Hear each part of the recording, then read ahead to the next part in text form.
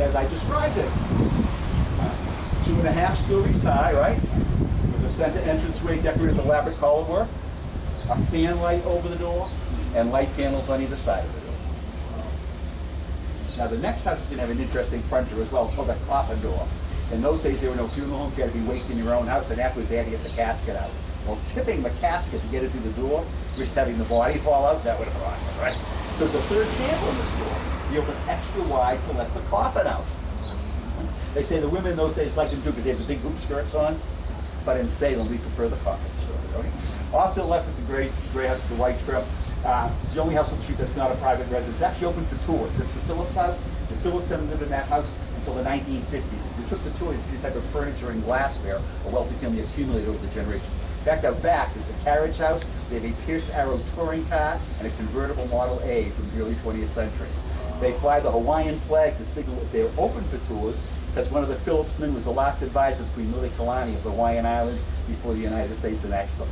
As you can buy the house on the far side here, you're going to see some lattice work, and the lattice work disguises the fact that the front part of the house was actually moved here from another location and attached to the rest of the structure at a later time.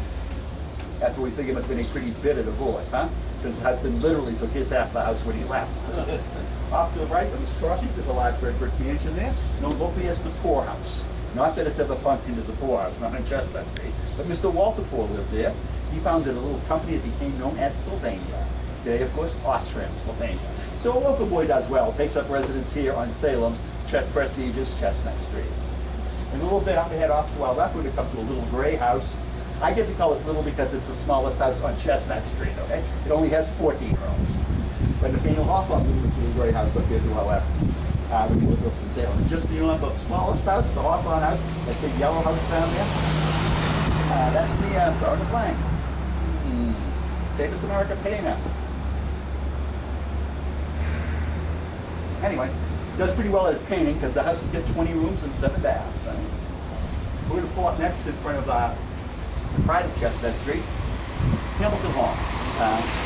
Wealthy people on the street want their own social life. The great architect Samuel McIntyre lived on the floor.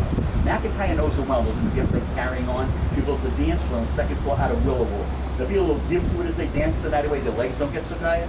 But Willowwood's not good structure, so he runs iron columns the length of the building to support the Willowwood dance floor. We go across the front of Hamilton Hall today. That wrought iron work we see there, that's not decorative. Those are the ends of the iron columns supporting the Willowwood dance floor. If you live in Salem, having a big fancy party, you're trying to impress people, you're in Hamilton Hall, you throw your party there. Hamilton Hall rents for $500 an hour with a minimal 4-hour rental. So I've never actually been invited to a party there, okay? But I have been inside. It's an amazing, amazing building.